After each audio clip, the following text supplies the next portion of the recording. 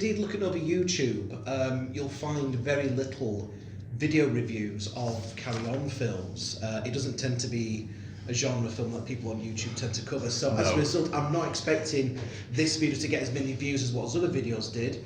But to be honest, I don't particularly care. I don't do this for the views. I do this because I enjoy doing it.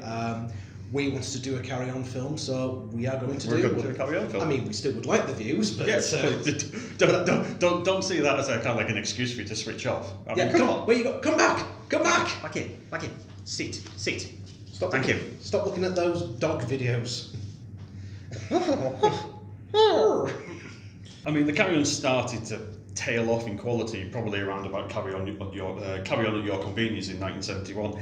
I'd probably argue that this happened sooner, to be honest with you. It probably would, but I think Convenience was like the first one that did that wasn't a big hit. It wasn't as popular. I mean, one of the things I would say about this is Carrying Up the Khyber is probably the one that I would say that's kind of like the last of the kind of like the original sort of group of carry-on films, because the one after this is Carry On Camping.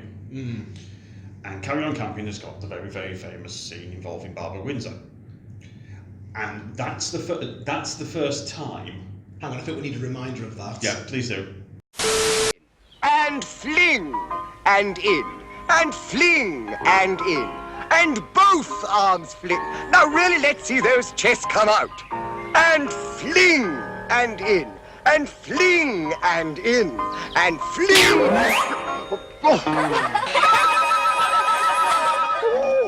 Matron, take them away. If you were a gentleman, you'd close your eyes. Stop laughing. Now that Barbara's fallen out.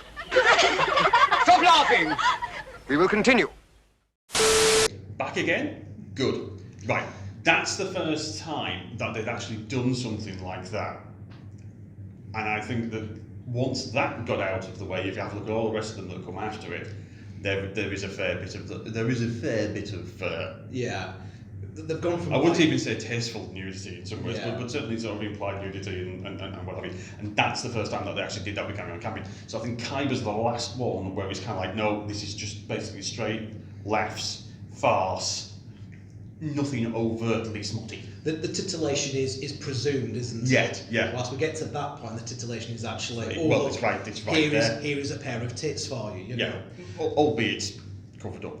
I think what sport Carrying At Your Convenience as well. The guy who's the union rep. Yeah. He's seen as the villain. Kenneth Cope. That's Kenneth Cope. Yep. Now, you feel that if it was Sid James playing that character a few years previously, if he was playing the union rep, he'd be like the working class hero. But in Carrying At Your Convenience, you've actually got a negative portrayal of union reps. The guy who's like calling strike, who's like sort of saying, calling for the strikes, it's not for any good reason. It's not because he feels like the workforce is being not looked after. It's basically because he wants to go to the football. He wants to go to the football. It's because he's a troublemaking mummy's boy who actually ends up losing his girlfriend to the boss's son. So it's like, the working class hero loses the girl to the guy who's bombed the silver spoon in his mouth. Well, exactly. It kind of alienated the usual working class audience that the Carry On films had. It's still an enjoyable film. I do particularly like it where Sid James and Joan Sims, they do have a moment to, commit adultery, and it's quite sweet that they don't do it. It's like, oh, do you want to come in for a cup of tea? And it's like, well, we better not. The neighbours will talk, and it's like, bloody neighbours. But it's like none of the male actors, none of the male characters in any of the Carry On films actually committed adultery. It was implied. No, it was always implied. They never actually did it. No, and this was the closest they actually sort of got to full-on adultery happening. And then when they sort of had the chance to do it, it's like, well, we better not. The reeled it back in, which is actually quite sweet. I thought, quite sweet, really, when you think about it. When the Carry On films are good, this is how good they can be. This is it, basically. And again, this is one of the best ones. This, Cleo, and Don't Lose Your Head. Don't Lose Your Head is brilliant. I liked is Screaming, Carry On Screaming. Screaming's brilliant. Follow That Camel has its moments. Yeah. We might talk about that in a little bit because again it's a bit dicey. It's a bit weird because you've got Sergeant Bilko in there. You know? Yeah, and well, interestingly enough, that one of the reasons that he was cast was to try and break the films in America. Yeah. And in actual fact, I actually didn't know this, but Don't Lose Your Head and Follow That Camel actually weren't originally called Carry On. No. Don't Lose Your Head and Carry On, Follow That Camel. They actually dropped the Carry On bit because they wanted to try and I think it was the change distributors. Distributors from I can't remember who it was. Oh, it changed to Rank. It says Rank, and then in Carry On Up the Khyber, that's when you got this gag. Rank stupidity. I do wish you wouldn't do that. Rank stupidity. And yeah, that's why they did that gag. I think Gerald Thomas wasn't too particularly happy at the fact that they'd gone over to sort of Rank Film and threw that little joke in there. But the wonderful thing about them is that they are absolutely and utterly ingrained in British culture. Well, they had to put in Carry On as part of the title for those two films later on when they got home release. So instead of Follow That Camel, they had to change it to put it back to Carry On, Follow That Camel. So that people knew it was a Carry On film. It was like an established brand. I also like Carry On Doctor as well because it's like one of the few ones that's got. Is that the one with Dr. Nookie? Dr. Nookie's in it, and Frankie Howard and whatnot. You've also got Dr. Nookie in Carry On Again Doctor as well. Yes. With the weight loss pose. Oh, and he's there with Barbara Windsor in like wearing nothing but a set of love hearts, you know, because she was promoting babies bouncing Bristol's baby food or something like that. Let's not even go there. Yeah. Let's really not go there. How are you? Let's not go there. Let's just move on completely, right? Because there's no way that we can sort of do that. Carrying Abroad was, I think. Awful. I think Carrying Abroad might have been the last sort of classic one because you've got so many of them all together, and you've got the bit where they're all getting drunk at the end, and like the they start hallucinating, don't they? The hallucinating, and the hotels falling down around them, you know, and you've got Peter Butterworth, you know, as like literally the only member of staff, you know. Oh, I put you through to room servicing, you know. Oh God. And you are Mr. Farquhar. And a couple of the sort of the earlier black and white ones as well. Carry On Spying's really good. I really like Carry On Spying. Carry On Teacher's quite nice. That's it turns really out good. the reason why the kids are being so badly behaved is because they don't want the head teacher. They don't actually want to leave. Yeah, which is actually really good. Carry On Jack is also pretty good as well. That's the one that's kind of like a Mickey take on Horatio Hornblower. The Horatio Hornblower stories of. Isn't he Enforcer? With somebody. Anyways, Bernard Cribbins is in that one.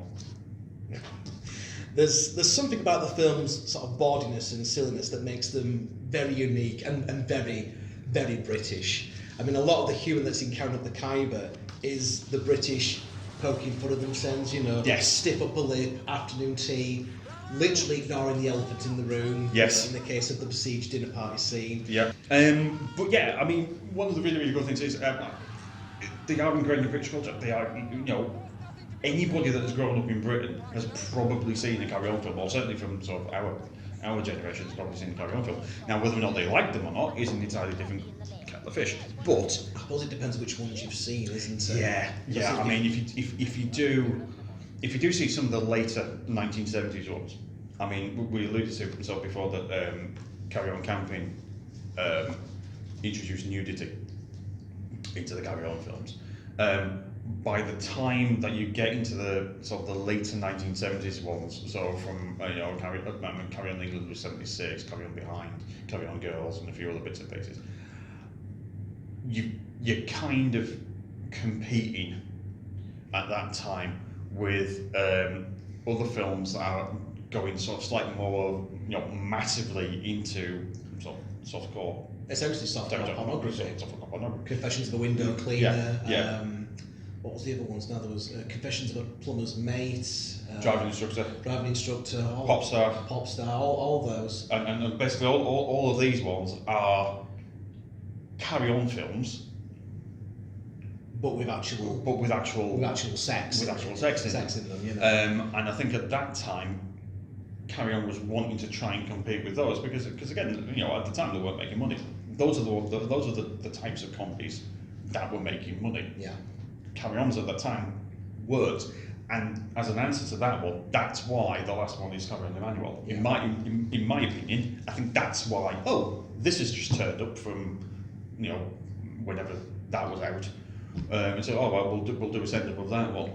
When in actual fact, it is A, awful, and B, not funny, and C, well, you know, the Timmy Lee Timmy Lee Confessions movies have already done this. We've so. already done it, and to a greater extent as well. Yeah. Or a lesser extent. And yeah, I mean, some of those sort of kind of films that you mentioned, like Carry On Loving, Carry On Girls, they begin to show the sort of more turbulent and sort of sexist times in which they were made. And these days they do come across as rather dated. I mean, when we're talking about this particular film, I mean, it kind of gets away with it because it is very funny, but let's address the elephant in the room. We've got colonial attitudes in place, Yeah. which is a polite way of saying, it's a bit racist, isn't it? But, you know, it's funny enough to sort of kind of get away with it, you know. Having said that, if I was showing this... It knows where the line is. Yeah, and it doesn't never crosses from Yeah. it never crosses the line. In actual fact, it probably I would say finishes around about 10 metres away from the line, to be honest with you. It does what it needs to do. Yeah. And it's not really taking the piss out of Indians. It's taking the piss out of us. It's taking the piss out of the English. Yeah. And our attitudes, you know. Yeah. That's what sort of makes it funny. Yeah, in many respects, it's basically showing sort of the people of the Khyber Pass and what have you, just basically going around thinking, why the hell do we have to suffer these lot? Yeah, look at them, they're idiots. You know? They're complete fools. This is the only reason why we're not taking over is because of these nutters, these mad Scottish bastards who are wearing underpants under the kilts. Well, exactly. What kind of madman does that? All the characters are firmly established in their roles. I mean, despite playing a different role in each one of the Carry On films, they all sort of played like a very similar character. Like Sid James usually played essentially lecherous, although charming womanisers. And this is brilliantly shown here as he entertains the Kazi's 50-odd wives with afternoon tipping whilst pretending to be devastated of disappearance over his own wife. Charles Hawtrey often plays the meek, rather effete mummy's boy, often bumbling and accident prone, but had a habit of suddenly erupting into riotous or smutty behaviour, and he's massively on top form with Private Whittle here. Chasing the girls around.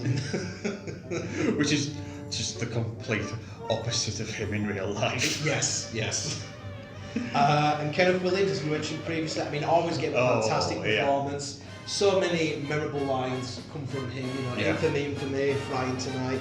And then here, he gives the performance of his life as the Kazi of Calabar, you know, despite the obvious blacking and what have you. Yeah. But he's playing on his sort of usual characters of being quite slimy and smarmy and coming across as, you know, proud and easily outraged, you know, lots of flared nostrils going off. And one of the wonderful things about Kenneth Williams is that when we were writing this, and I knew a few bits and pieces about Kenneth Williams, sort of anyways, and sort of read a couple of his books and audiobooks and what have you, you don't realise just how good this guy was as an actor. Yeah. As an actor, this Kenneth Williams worked with pretty big names, to be honest with you. I mean, we're talking Orson Welles, and you know, he was always casting sort of original runs of Joe Orton plays as well.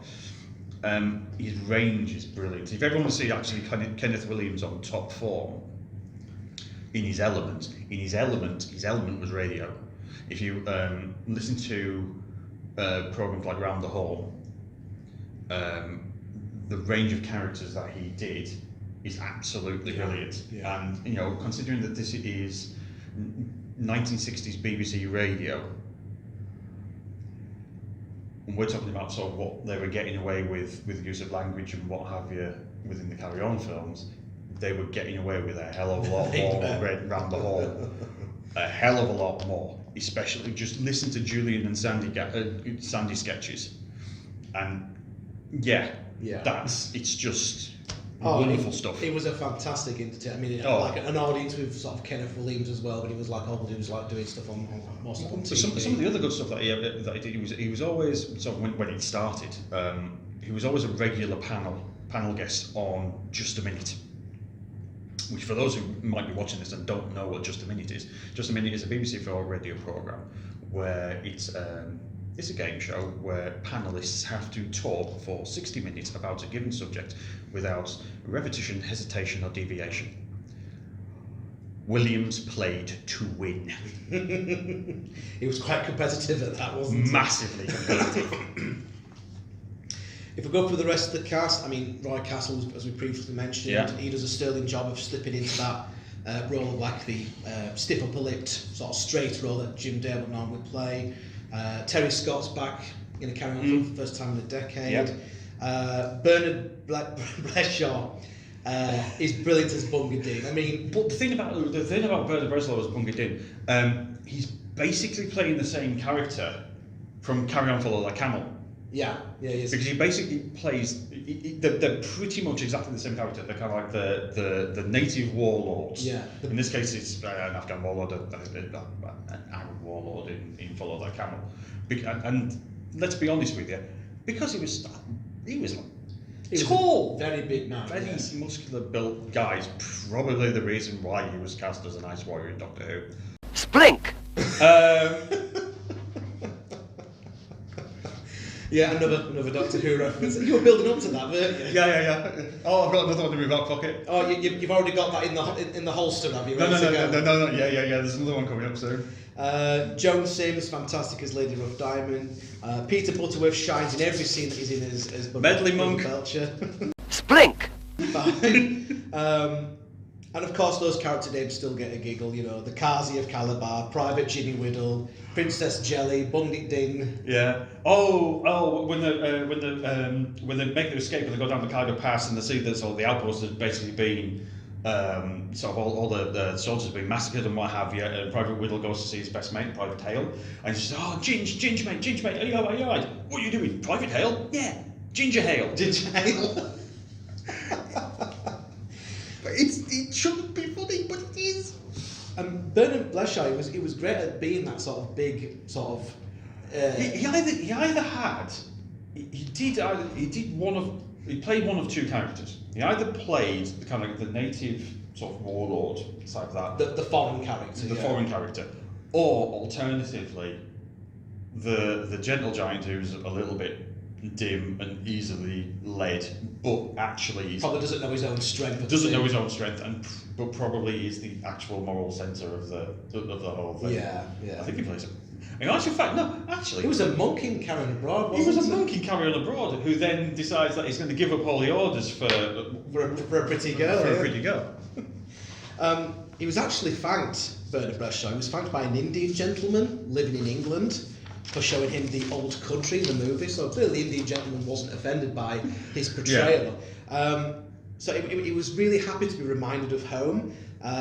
However, wasn't actually the case. Bernard didn't actually have the heart to tell the man that the film was actually filmed at Snowdonia in Wales.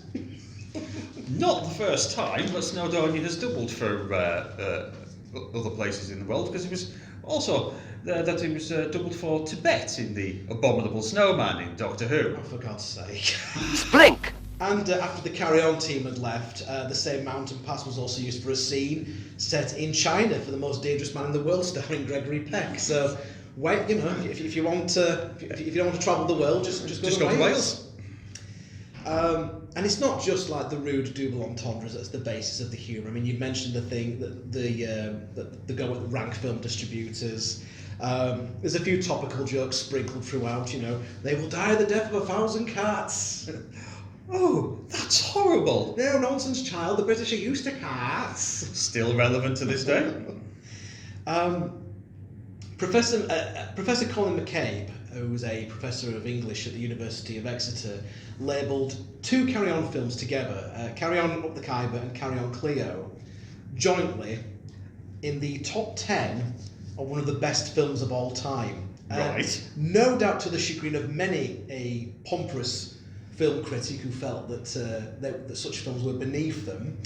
And it even managed to be placed in the BFI's top 100 films of all time, coming in just in there at 99. Oh, come on. Like, I mean, I think at the back end of City Hunter, I think I did say that if I wanted to lie, and basically say it was my favourite British film, I would lie and say something like, you know, This Sporting Life or Saturday Night Sunday Morning or With No Lie or something like that. But being completely truthful, it's Carrying Up the Khyber. It's Carrying Up the Khyber. It's Carrying Up the Khyber. Or one of many brilliant carry-on films. Yeah, I think this is the.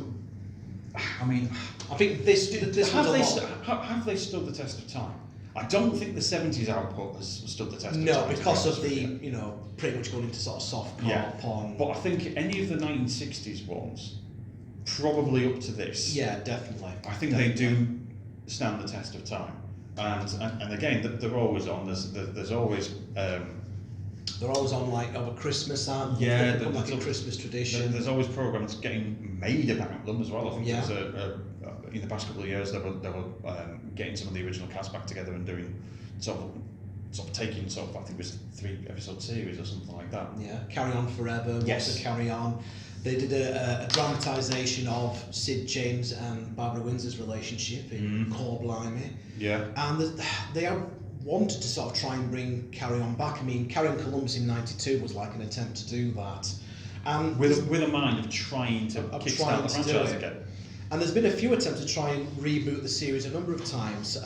In 2003, they announced, Peter Rogers actually announced a new film, Carry On London.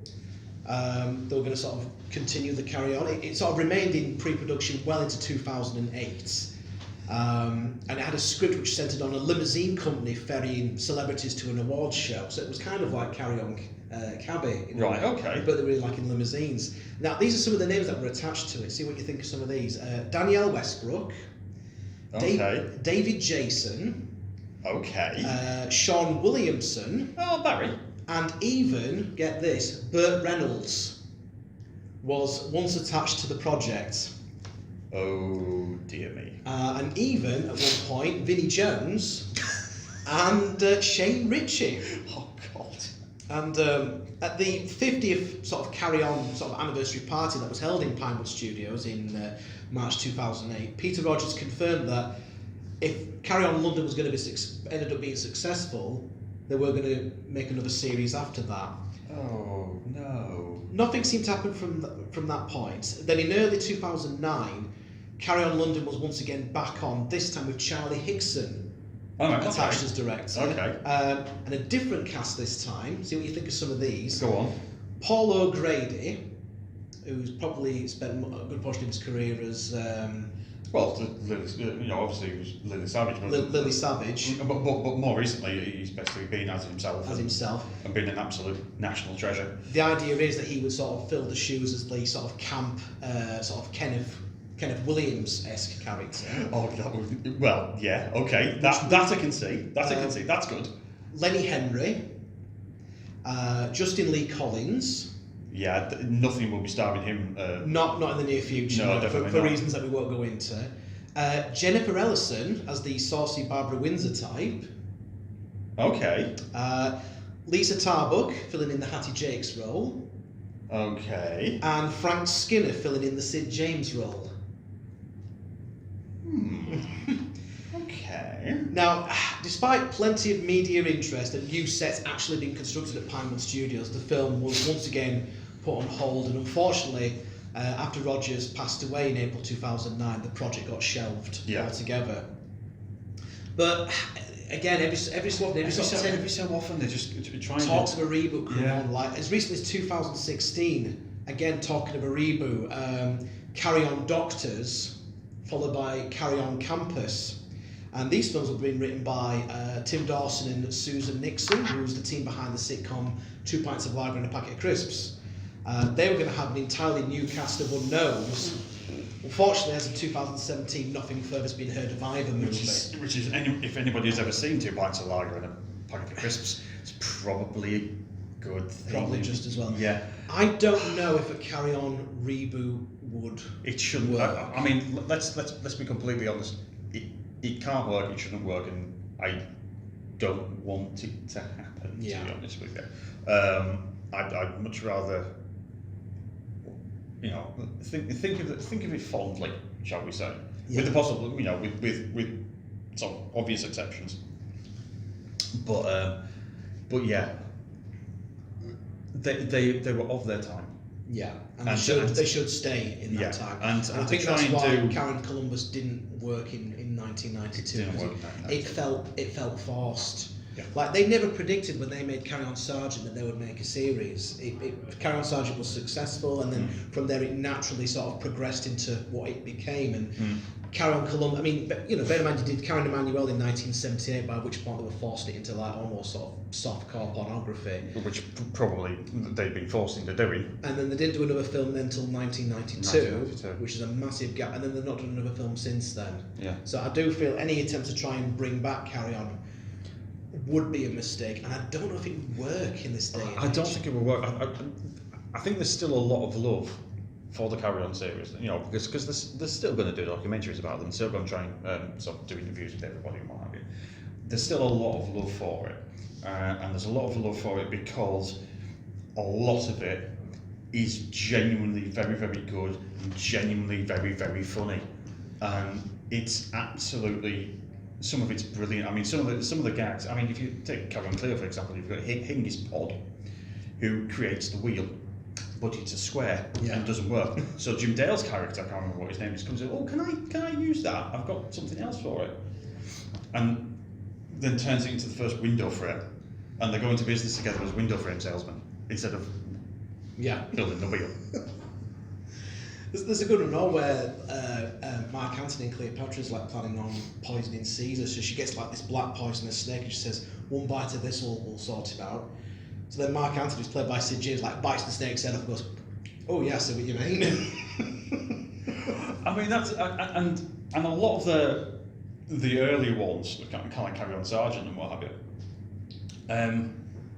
I mean they're not kind of like overtly funny, because I don't think at the time the sort of You've got like a about- romantic subplot in there, which did sort of work in some of the Carry On Yeah. films, but I think in Carry On Sergeant it felt like it were a bit forced. It's like, oh, we've got to have like a love story in there, you know. And as you said in Carry On Teacher, the reason why all of this mayhem is actually happening is because the kids don't want the head teacher to leave. Yeah. And what, They don't want a new school. They don't want this. They want things to stay the same because, yes, they're little shits. yeah.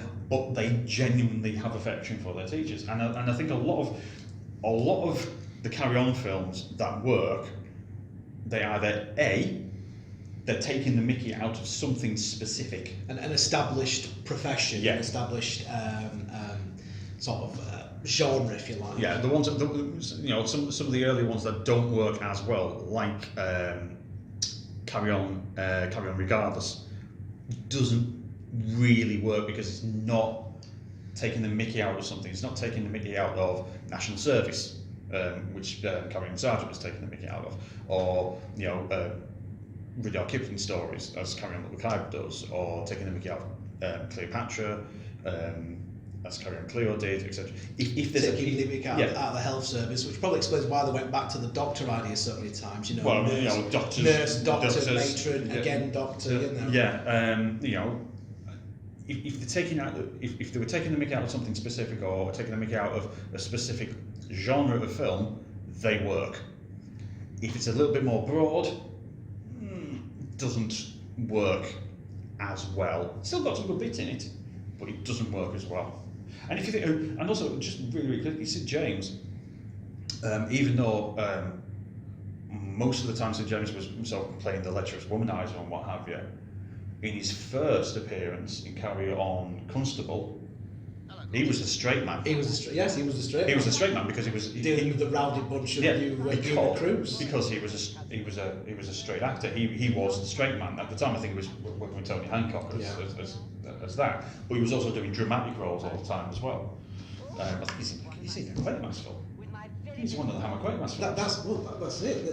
In the a Carry On straight films. dramatic role. He was already like an established actor. I mean, as was sort of Kenneth Williams, but it was the Carry On films that turned them into household I mean, names. very, very.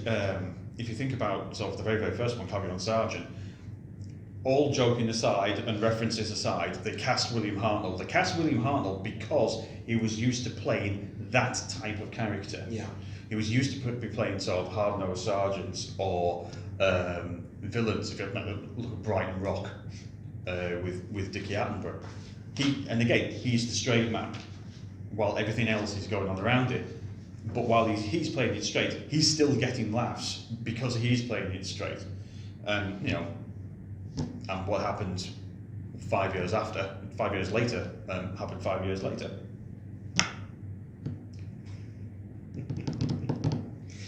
Right, I think we've been recording for about an hour.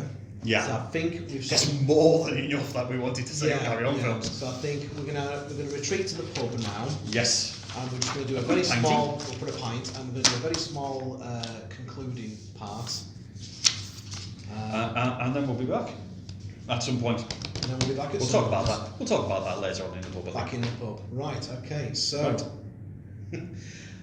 Afterwards, we're going to like sign off now with like a carry on line. Hang on. Hang on, we've got a carry on line. Hang on, let's see if there's a carry on line here somewhere. Oof! Ooh, what a lovely pair. Oh, you took the words right out of my mouth.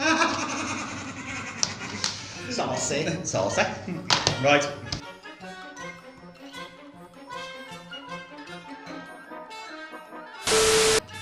Very good. Thank you. I've been working on that. We've actually got it in the script. We've actually got it in the script today. Right? Luke does a Sid James laugh. James Sid. Who's James Sid? I have no idea. Okay. Should we do that bit again? Yeah, I think we better had. It also explains why Sid James is actually wearing the outfit that was intended for Richard Curtis, which explains why it looks rather baggy on him. You want to say that again because it wasn't Richard Curtis. Richard Curtis is a completely different person. Richard Burton. Richard Burton. It would also explain as well, Sid James is wearing Richard Burton's outfit. The outfit that was intended for him, which would explain why it looks so big. Say that again, I'm fucking up.